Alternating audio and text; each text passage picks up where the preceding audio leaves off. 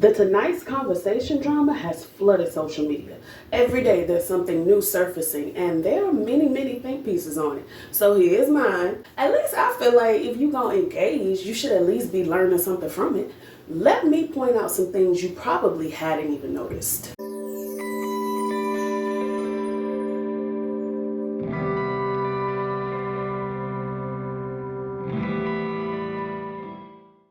Hello friends, and welcome back to Align and Thrive. I'm Nicole, here to help you achieve personal empowerment and healing by providing a safe, supportive space for self-discovery, introspection, and growth. If that sounds like something you're interested in, I invite you to tap the subscribe button right now. First of all, welcome to all the new members, the new subscribers. Thank you so much for joining the channel and joining the journey. First off, welcome. Now, unless you've been living under a rock or you've been consumed with other recent events that are far more important to you, and trust me sis, I feel you. You've possibly caught wind of this very messy fallout of a very popular podcast involving these people. Child, it's been on all the stations, okay? Definitely trending. Today, I want to share 5 important lessons we can learn from bearing witness to this demise. Now, let me be very clear, child. Real clear. This is not a gossip blog. These people have not asked me for a think piece on bits and pieces of the situation that we're seeing, right? Because we're only seeing bits and pieces of it. We're not about being messy over here. We're about seeing life through the lens of a student and using everything presented to us as an opportunity to make us better. So if that's the type of time you own... Oh my God, my Shayla. Okay, 5 important lessons we can learn, and they are in no particular order. Number 1, with all things you do, be careful of your intent because it always circles back like a boomerang and it'll slap at you. Whether you are the leader or part of the team that brings it all to life, you must be very clear on your why.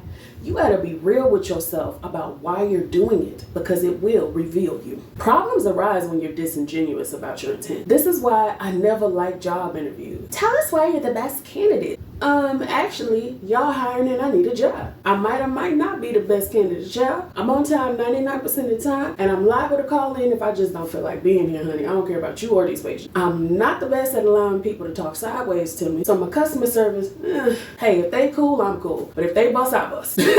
But seriously, for real, be for real.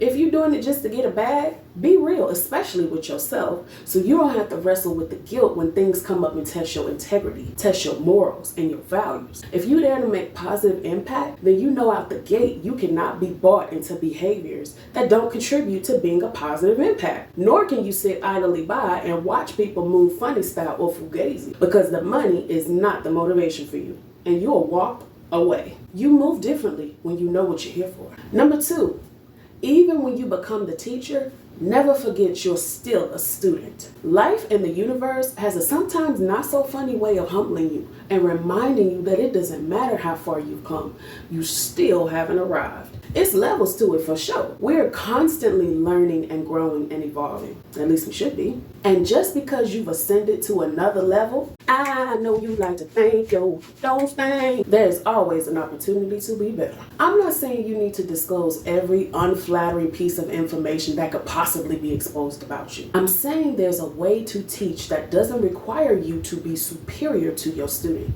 Because what good is all the wisdom you have to share if no one can tolerate you and your ego long enough to receive it? Number 3, when it doesn't align with your soul, trust that guidance and move around. This one speaks directly to your relationship with yourself. Your relationship with your inner guidance, which is Shanana. Your intuition is the most important relationship you have. When friends and relatives betray you, jobs fire you, lovers leave, or whatever else, child, you are still there. Nurturing that connection is something that many people, myself included, had to learn to do and have to continuously work at. I took a lot of L's before I finally learned what I was seeking was always here. Always trying to guide me and protect me for my highest good and the highest good of everyone involved. So now, I trust that guidance without question or hesitation. It takes some effort to develop an authentic connection with the highest part of yourself because your ego is also a part of you. And if you aren't careful, it will run amok and ruin everything. You will get into a space that if something doesn't align, You don't try to force it. The money is never worth the sacrifice, being asked to betray yourself. A fleeting love of people isn't enough. Nothing is enough to make you go against you. Number 4, mind your ego. Is it controlling you or are you controlling it? The best leaders are able to receive criticism without taking it personally. A challenge of many of us is internalizing criticism as proof of the way that we secretly feel about ourselves. Sit with that for 2 seconds. A lot of people fail at having successful collaborations, whether it's business or personal, because can't nobody tell them nothing. If you were to ask people why they stopped dealing with them, they would say, because they don't listen. They're rude, they're dismissive, they're argumentative, they're arrogant, etc., etc., etc. And I didn't want to have to go to my dark side, so I just stopped dealing with them. It was easier that way. Some variation of this would consistently be said of someone who hasn't learned how to use criticism to their benefit. Someone who is too egotistical. How dare they say that to me? When you learn that even when people are trying to be messy with their criticism of you, I know some of you are like, hold on, because some people aren't telling you things for your good. I know. Slow down. I feel you. We can't be responsible for other people's intent. They gonna have to deal with that on the back end. But when you learn to respond rather than react to criticism, it becomes jewels in your crown either way. Also, with regards to your ego, when you seek the spotlight, all eyes on me, just know there's a potential for it to shine on things you didn't want to be seen. And finally, be intentional about how you exit situations, because it very well may affect your entrance into the next phase of your journey. The universe is always watching, baby. Number 5, taking accountability will help you avoid repeating the same life lessons over and over again. Did you learn the lesson? That's what the universe wants to know. God, the universe, your Shanana, your highest self, however you refer to it. I don't know how y'all's math was growing up, but we always had to show our work. Baby, you couldn't just put an answer down without thoroughly showing how you arrived at that answer. Sometimes, y'all, we find ourselves in the same situations with different players over and over and over and over and over again because we refuse to learn the lesson. It's always them, never you. Always what somebody else did and not your series of choices that led you to where you are. It wasn't you ignoring your intuition, all the flashing neon signs that it was sending you, as if you aren't an active participant in your own life. Listen, it's okay to say, sheesh, I really f***ed that up. It doesn't make you weak or soft to openly acknowledge your errors, especially when you're in the public eye. When you create a platform in the public eye and put yourself out there, don't be like that one app where all the people show only the best pictures with the best angles. Be more like the other app where people are raw and uncut. Bonnets, footprints on the wall. People appreciate authenticity over the image of perfection. Those who aren't delulu, that is. The only people expecting you to be perfect are the ones who've put you on a pedestal in their lives. Did you hear me? The people who choose to look at you and put you on a pedestal have to sort out within themselves why your approval matters so much to them. Because essentially, that's what it means, right? Let's pause right here. When we put other people on pedestals, you may not say it, but deep down, you feel like they're better than you. Otherwise, you'd be able to stand shoulder to shoulder, correct? You might think they have more money, or they're better looking, or smarter, more articulate, more talented.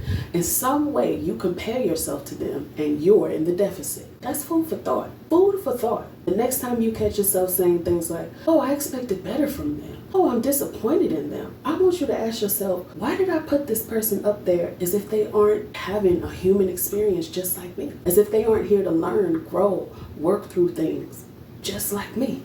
Come on now. They're no better than me, and I'm no better than the next. Number 6. I know I said 5, but here's a bonus. Keep your eyes on your own paper. If you're like me, and you're out here in these social media streets trying to build your community and find your people, you will see a lot of things that appear to be successful. And if you haven't yet caught up to where you envision yourself being, you may find yourself wondering, is it ever going to work out for me? How have these people been able to do it? Don't get consumed with looking around instead of being focused on what you're being guided to do. Listen, worry about yourself. I mean it. The truth is, if you're following the inspiration of your soul, then you're in flow and exactly where you should be.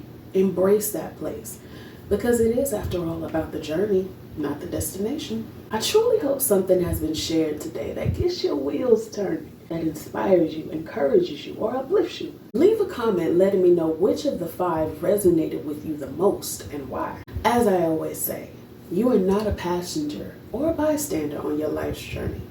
You, my friend, are the main character. You the driver, baby. So drive.